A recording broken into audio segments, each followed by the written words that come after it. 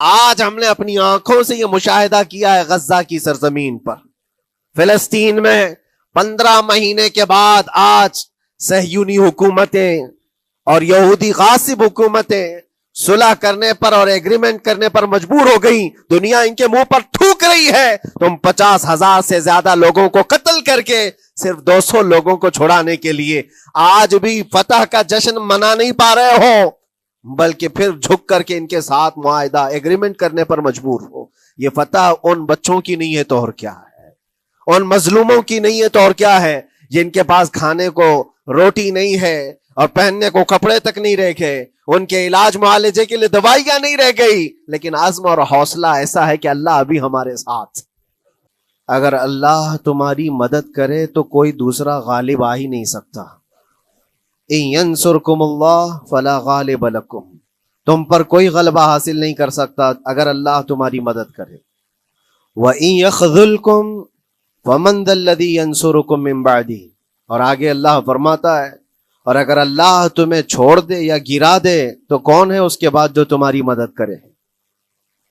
کوئی ہے جو اللہ کے علاوہ تمہاری مدد کر سکتا ہے؟ جب نہیں ہے تو پھر آگے ہونا کیا چاہیے؟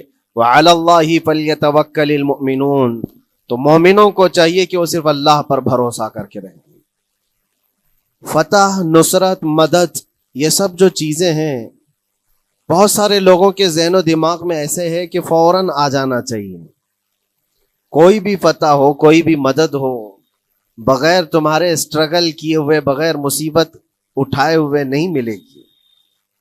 اگر فتح و نصرت یوں ہی آپ کو روزانہ ملنے لگ جائے تو کیا رسول پاک صلی اللہ تعالی علیہ وسلم مدینہ طیبہ میں بیٹھ کر دعا کرتے تو ساری چیزیں فتح یاب نہیں ہو جاتی؟ آپ صلی اللہ تعالی علیہ وسلم کو بدر میں جانے کی ضرورت کیا پیش آتی؟ احد میں اپنے 70 جوان صحابہ کی شہادت پیش کرنے کی ضرورت کیا پیش آتی؟ اور اسی طرح سے خیبر ہو کہ حنین ہو کہ طائف ہو، کتنی جنگیں ہیں جس میں اپنی جان کی بازی لگائی صحابہ نے. سب سے بڑا معرکہ تو کربلا کا دیکھیں آپ، جہاں پورا کا پورا خاندان شہید ہو گیا ہے. تو فتح و نصرت بغیر قربانی کے اور بغیر تکلیف کے ایسی ہی آ جائے؟ آج کے زمانے میں ہم سوچ کر کے بیٹھے، ایسا نہیں ہوتا. اسلام زندہ ہوتا ہے ہر کربلا کے باہر، اور اللہ کی مدد آتی ہے، یہ بھی نہیں ہے کہ نہیں آئے گی. کچھ لوگ مایوس ہوتے ہیں، کچھ لوگ نروس ہو جاتے ہیں اور بھاگنے پر مجبور ہوتے ہیں. یہ امتحانات کی گھڑی ہوتی ہے. ایک حدیث پاک میں آپ کو بتاتا ہوں. اللہ کے نبی صلی اللہ تعالی علیہ وسلم ارشاد فرماتے ہیں کہ آخر زمانے میں ایک ایسی عظیم جنگ ہوگی ایمان والوں کی اور رومیوں کے درمیان. کفار و مشرکین ہیں اور مسلمین ہیں. اس کو ملحمۃ الکبریٰ کہا گیا ہے. قیامت سے قریب ہونے والی یہ سب سے بڑی جنگ ہے. اسی سے آپ اندازہ لگائیں. اللہ کے حبیب صلی اللہ علیہ وسلم ارشاد فرماتے ہیں کہ اس میں کفار و مشرکین 80 جھنڈوں کے نیچے آئیں گے اور ہر جھنڈے کے نیچے 12,000 کی فوج ہوگی، جو تقریباً حساب کرنے پر 9,60,000 کی فوج بن جاتی ہے. اگر وہ مومنین سے مقابلہ کرنے کے لیے اتنی بڑی فوج ایک جگہ جمع ہوتی ہے تو پھر اس جنگ کا اندازہ کریں کتنی بڑی. اس کو الملحمۃ الکبریٰ کہا گیا ہے اس لیے کہ اس میں گوشت کے چھیتڑے اڑیں گے. ملحمہ جو کہا گیا ہے عربی میں کہ گوشت کے ٹکڑے ٹکڑے دیکھے جائیں گے، اس قدر اس میں جانے جائیں گی. اس جنگ کے متعلق جو اللہ کے حبیب صلی اللہ علیہ وسلم نے پیشین گوئی کی ہے، جو پہلے سے خبر دی ہے، وہ کیا ہے؟ فرمایا کہ پہلا دن جب ہوگا مقابلہ کا تو اس میں مسلمانوں کی جماعت میں تعداد کتنی ہوگی یہ تو نہیں بتایا گیا. کفار و مشرکین کے تو بتایا ہے کہ 80 جھنڈوں کے نیچے آئیں گے، لیکن مسلمان اور مومنین جو لڑ رہے ہیں ان کی تعداد کا کوئی علم نہیں ہے ہمیں. لیکن یہ پتا ہے کہ ان میں سے 1/3 ایک پوری جماعت کا 1/3 حصہ میدان چھوڑ کر بھاگ جائے گا. جنگ میں سے وہ میدان چھوڑ کر بھاگ جائیں گے. جب اتنی شدت کی چیز ہو رہی ہو، مصیبت آ گئی ہے، تکلیف آ گئی ہے، 1/3 میدان چھوڑ کر بھاگ جائیں گے. اور ان پر کیا فرمایا حضور پاک صلی اللہ علیہ وسلم فرماتے ہیں وہ دنیا کے روئے زمین کے بدترین لوگ ہوں گے، ان کی توبہ بھی قبول نہیں ہوگی، وہ سب سے بدترین لوگ ہوں گے، پیٹھ دکھا کر جو نکل چکے۔ دوسرا مرحلہ آئے گا، دوسرا پڑاؤ، یہ ایک بہت سخت اسٹرگل کرنے والا میدان ہے، مصیبت اٹھا رہے ہیں، مشقت اٹھا رہے ہیں۔ دوسرا دن ایسا ہوگا کہ مومنین کی جماعت کا 1/3، 1/3 حصہ شہید ہو جائے، قتل ہو جائیں گے۔ سوچو یہ بہت بڑی بات ہے۔ یہ دونوں چیزوں پر میں آج آپ سے گفتگو کرنا چاہتا ہوں۔ 1/3 حصہ میدان چھوڑ کر بھاگ جا رہا ہے اور 1/3 حصہ قتل ہو گیا، شہید ہو گئے۔ بچے کتنے ہیں؟ 1/3۔ لاسٹ میں 1/3 حصہ بچا ہے، یعنی ایک میں اگر 3 پارٹ کریں تو 2 پارٹ تو ختم ہو گئے، 1 پارٹ بچا ہے۔ اور اللہ کے نبی صلی اللہ علیہ وسلم فرماتے ہیں اللہ رب العزت اس آخری 1/3 حصے کو فتح مبین عطا فرمائے گا۔ فتح تو ہے ان کی، فتح ہوگی ان کی، لیکن جو حصہ بچا ہوگا وہ اخیر کا 1/3 حصہ ہوگا۔ اب اس پر مجھے عرض یہ کرنا ہے، مومنوں کو اگر فتح دیکھنا ہے، اللہ کی نصرت اور مدد دیکھنی ہے، تو یہ 2 چیزیں تو برداشت کرنی پڑیں گی۔ کون سی؟ پہلی چیز اپنوں کا چھوڑ کر بھاگ جانا، اور دوسرا اپنوں کا اپنے سامنے مر جانا۔ یہ دونوں چیزیں ہمیں دیکھنا پڑے گا۔ بہت سارے ایسے ہوں گے جو چھوڑ کر جا چکے ہوں گے، دامن چھڑا رہے ہوں گے، بھاگ چکے ہوں گے، اور کچھ وہ ہوں گے جو لڑتے لڑتے اپنی جان دے چکے ہوں گے۔ یہ دونوں بھی بہت سخت مسئلے ہیں میرے عزیزو، انسان کو یہ پگھلا دیتی ہیں چیزیں۔ اگر آپ کو ایسا لگے کہ میرے اپنے جاننے والے لوگوں میں سے کچھ لوگ مجھے چھوڑ کر بھاگ جا رہے ہیں، تو یہی انسان ٹوٹ جاتا ہے، اس کے دل کی کیفیت بدلنے لگ جاتی ہے، وہ پھر مایوسی کا شکار ہونے لگتا ہے۔ میری جماعت میں 100 لوگ تھے، 90 تو بھاگ رہے ہیں، 10 کیا کریں گے؟ اس کا اندر سے جو عزم تھا، حوصلہ تھا، وہ ڈاواں ڈول ہونے لگ جاتا ہے۔ اپنوں کا چھوڑنا یہ بہت بڑی آزمائش ہوتی ہے، وہ کسی بھی میدان میں آپ دیکھ لیں، کسی بھی میدان میں اپنے لوگ اگر چھوڑ دیتے ہیں تو یہ اس کے لیے آزمائش ہے بہت بڑی۔ اور دوسری آزمائش تو یہ ہے، بچے آدھے تھے، اس میں سے تو آدھے انتقال کر گئے۔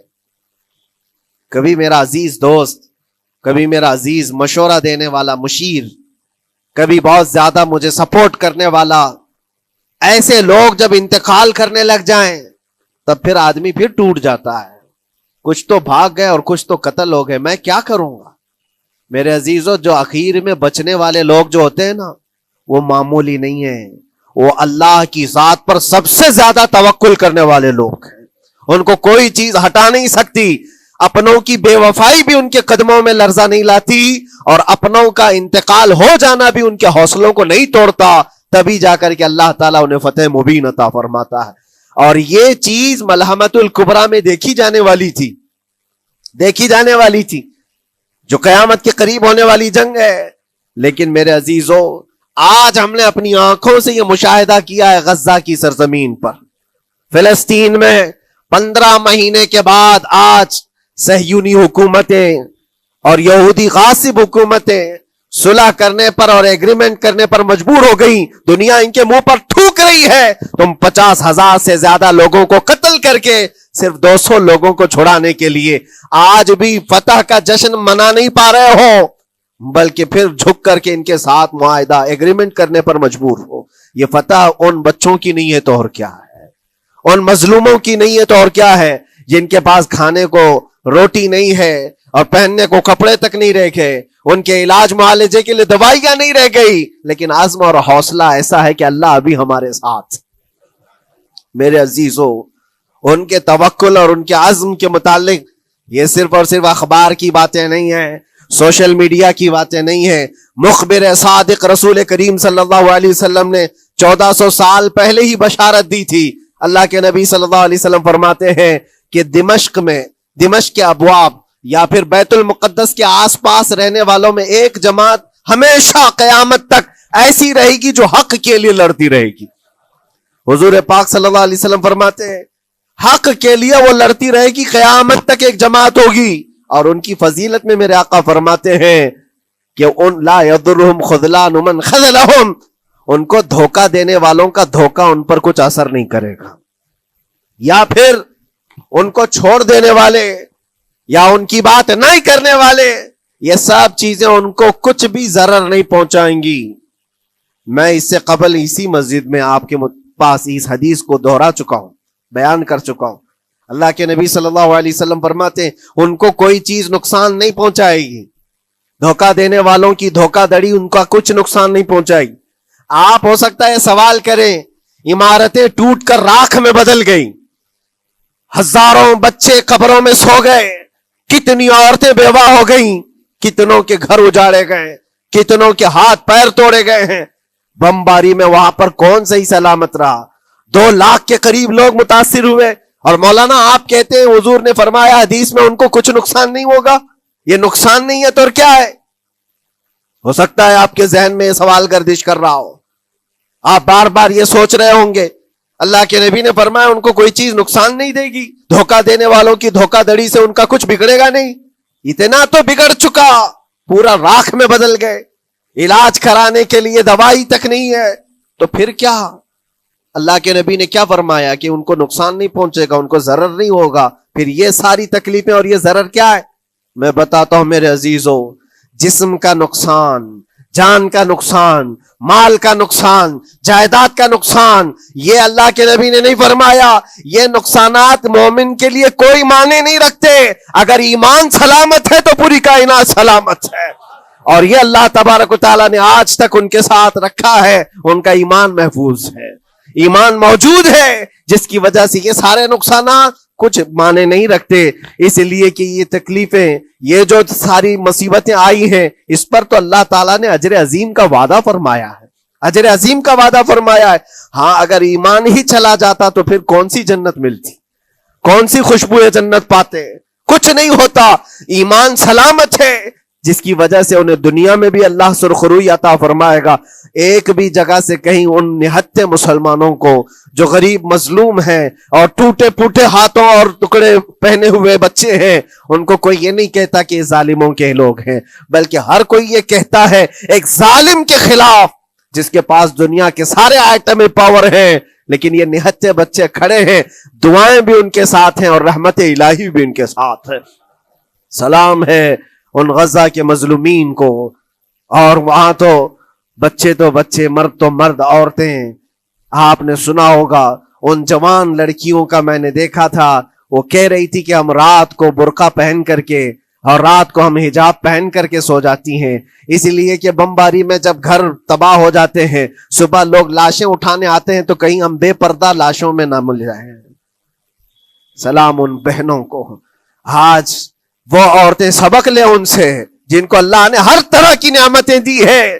تمہارے گھر میں جائیداد بے پناہ ہے، مال و دولت بے پناہ ہے، کپڑے روز بدلنے کے لیے تمہارے پاس ہیں، سب رکھ کر کے تم عورتوں کو آج ہم بازاروں میں جو بے پردہ دیکھتے ہیں، یہ شادی محلات میں ہر جگہ جو عورتوں کی بے حیائی اور بے پردگی دیکھ کر پھر میں سوچتا ہوں سلام ان بہنوں کو جو موت کی رات بھی حجاب ہٹانا نہیں چاہتی، اس لیے کہ دنیا سے جائیں تو اللہ کی بارگاہ میں حجاب کے ساتھ جائیں۔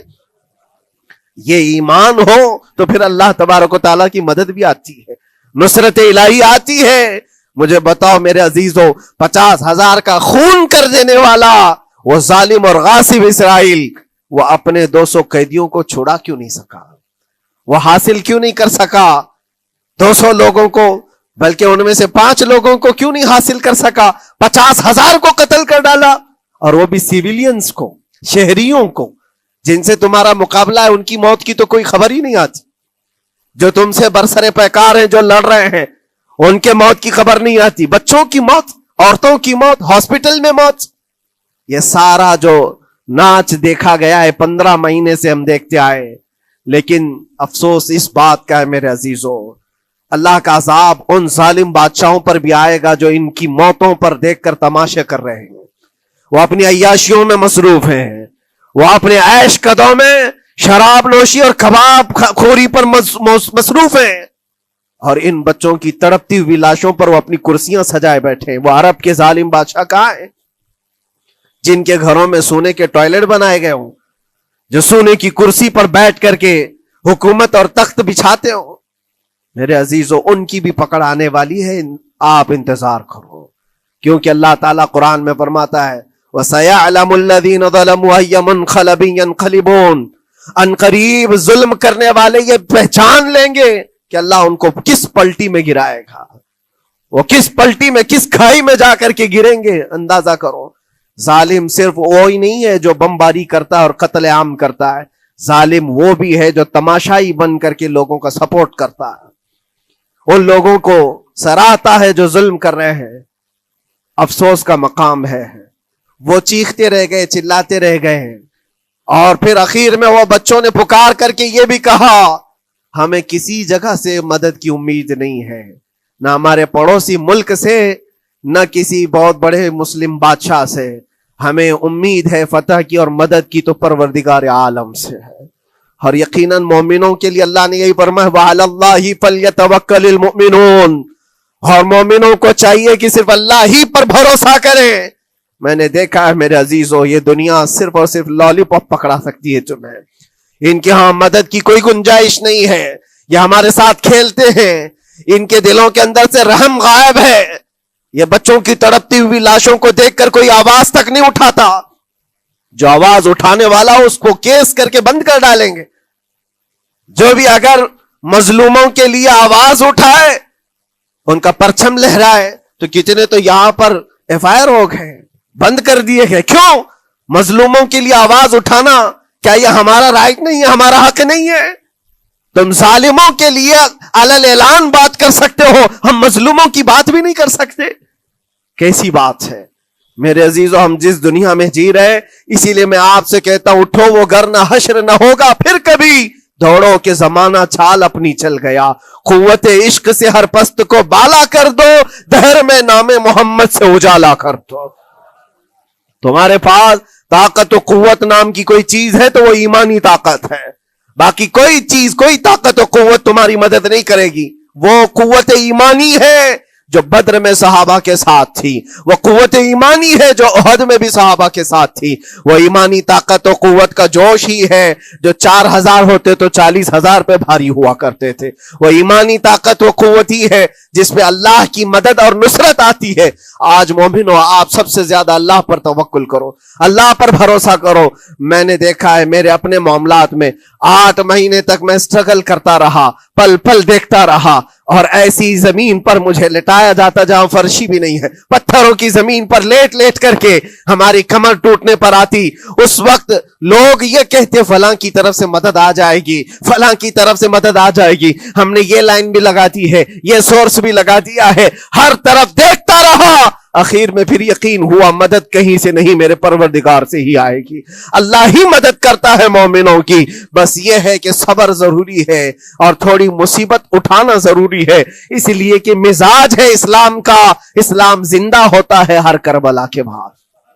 अपनी कुर्बानियां दो और कुर्बानियां जाया नहीं होती, रंग लाएंगी, हमारी शहादतें रंग लाएंगी। उन बच्चों की शहादतें रायगा नहीं जाएंगी जो 40,000 के करीब शहीद हो चुके हैं, वो रंग लाएगी। फतह बैतुल मुकद्दस के लिए इनकी कुर्बानियां, इनकी शहादतें एक अजीम बाब बन करके निकलेंगी, एक अजीम दरवाजा बन करके निकलेंगी। आप इंतजार करना, वो दिन करीब आ रहा है जिसके मुतालिक मेरे मुस्तफा ने बशारतें दी हैं। एक वक्त वो आएगा जब इमाम मेहदी का ज़हूर होगा और सिर्फ परचम इस्लाम लहराएगा। वो दिन आएगा, ये कुर्बानियां जाया नहीं जाएंगी मेरे अजीजों। और अल्लाह करीम ने कुरान में फरमाया, आप लोग डरते होंगे मौलाना फिर से ये सारी चीजें बोल रहे हैं, उनको बुरा लगेगा, इनको बुरा लगेगा, बहुतों को बुरा लगेगा। ये मेरी बात नहीं, कुरान कहता है वलौ करिहल काफिरून वलौ करिहल मुशरिकून। अल्लाह कुरान में फरमाता है युरीदून लियुत्फिऊ नूरल्लाहि बिअफ़वाहिहिम, लोग तो चाहते हैं अल्लाह के चिराग को अपने मुंह के फूंकों से बुझा दें, अल्लाह के चिराग को अपने मुंह के फूंकों से बुझा दें। अल्लाह का चिराग इस्लाम है, अल्लाह का चिराग ये कुरान है, अल्लाह का चिराग रसूल पाक की जात है। और जालिम ये चाहते हैं अपने मुंह के फूंकों से इस चिराग को बुझा दे اور قرآن کہتے ہیں واللہ متم نورہ، اللہ تعالیٰ اپنے نور کو، اپنے چراغ کو مکمل کر کے رہے گا اور پوری دنیا میں غالب آ کر رہے گا۔ آخر میں یہ جملہ اللہ نے فرمایا اگرچہ کافروں یہ بات ناپسند کرتے ہوں، اگرچہ مشرک یہ بات ناپسند کرتے ہوں، میں نہیں کہہ رہا، اللہ کہہ رہا ہے یہ بات تو بری لگے گی ہی۔ ایسا کیوں بولتے ہیں؟ اس لیے کہ یہ ہونے والا ہے جو قرآن نے کہا۔ یاد رکھو زمین اوپر جا سکتی ہے، آسمان نیچے آ سکتا ہے، لیکن میرے رب کا فرمان کبھی ٹل نہیں سکتا۔ جو قرآن نے کہا ہے وہ ہو کر رہے گا، اور اسی پر ایمان ہم سب مومنوں کی شان ہے، ہم سب مومنوں کی شان ہے۔ بس آپ کے لیے ذمہ داری یہ ہے، آؤ ان برائیوں کی وادیوں سے جس میں پڑے ہوئے ہو، نوجوانوں سے میں گزارش کرتا ہوں تمہاری نمازوں کا حساب کر لو، تمہارے اپنے اعمال کا حساب کر لو۔ اللہ کی مدد کو پکارتے ہو تو یقیناً اپنے چہرے صاف تو کر لو، اپنے دلوں کو پاک تو کر لو، اپنے اعمال، اپنی پیشانیوں کو مسجدوں کے سجدوں سے سجا تو لو۔ پھر مانگنے میں تمہیں ایک مزہ بھی آئے، ایک لطف بھی آئے، رحمان کی بارگاہ میں ہاتھ اٹھائیں تو آپ کو لطف بھی آئے، اپنے لیے بھی اور مظلومین کے لیے بھی مانگنے میں مزہ تو آئے۔ لیکن جب آج ہاتھ اٹھاتے ہیں تو پھر یہ دل میں بات آتی ہے فجر تو قضا کر کے سویا تھا، عشاء تو پڑھا نہیں تھا، اور میرے حالات یہ ہیں، حرام کھایا ہوا ہے، کسی کا مال غصب کیا ہوا ہے۔ ان تمام معاملات کو لے کر کس طرح سے ہاتھ اٹھاؤ گے اللہ کی بارگاہ میں؟ پہلے اپنے آپ کو پاک کر لو میرے عزیزو۔ جب صاف ستھرے ہو جاؤ تو پھر اللہ کی مدد بھی آئے گی۔ اس لیے کہ دنیا میں ہم نے دیکھا ہے صاف پیالہ لے کر کے آؤ گے تو دودھ بھی ڈالا جا سکتا ہے اور مٹھائی بھی دی جا سکتی ہے، لیکن پیالے میں ہی کیچڑ بھر کر کے لاؤ تو دودھ دینے والا کیا اس میں دودھ ڈالے اور مٹھائی دینے والا کیا اس میں مٹھائی ڈالے؟ یہ تو دنیا والوں کا دستور ہے، بلا تشبیہ و بلا تمثیل۔ اپنے پاک دلوں کو لے کر اللہ کی بارگاہ میں جاؤ تو فوراً تمہارے لیے مدد بھی آ جائے، فوراً مدد بھی آ جائے۔ اللہ کریم ان غزہ کے نہتے اور مظلوم مسلمانوں کی فتح کو سدا قائم و دائم رکھے، اور ان کے ٹوٹے پھوٹے بکھرے گھروں کو اللہ تعالیٰ پھر سے آبادی عطا فرمائے، ان کے کمزوروں کو مولا طاقت و قوت عطا فرمائے، ان کے شہیدوں کو مولا اجر عظیم نصیب فرمائے، ان کی بیواؤں کو مولا صبر جمیل عطا فرمائے، ان کے یتیموں کو مولا طاقت و قوت عطا کرے، ان کی مسجدوں کی آواز اور ان کی گونج کو مولا پھر سے بلندی عطا فرمائے، اور ان کے صبر اور ان کے استقامت اور ان کے حوصلے کو مولا پورے دنیا کے مومنین کے دلوں میں قائم عطا فرمائے۔ ان کے ہر طرح کے حوصلے، ان کے صبر اور ان کے مجاہدانہ استقلال کو مولا ہم سب کے لیے ذریعے نجات عطا فرمائے۔ ہماری نسلوں کے لیے اللہ تعالیٰ ایک سبق آموز حکایت عطا فرمائے۔ مولا کریم تیرے دربار میں دعا ہے ہم سب کو بزدلوں کی جماعت سے نجات عطا فرما۔ مولا ہم کو منافقین اور مشرکین اور کافرین کے وسوسوں اور ان کے تمام فتن و شرور سے محفوظ فرما دے۔ ہم سب کو ظالموں کے ظلم سے بچا، فتینوں کے فتنے سے بچا، شرین کے شر سے بچا، حاسدین کے حسد سے بچا، جلنے والوں کی جلن سے محفوظ فرما۔ خدایا قدیر و جبار آخری سانس تک ہمارے ہاتھوں کو غیروں کے سامنے پھیلنے سے محفوظ فرما دے۔ تو اپنا اور اپنے حبیبوں کا محتاج بنائے رکھ۔ وآخر دعوانا ان الحمدللہ رب العالمین۔ السلام علیکم۔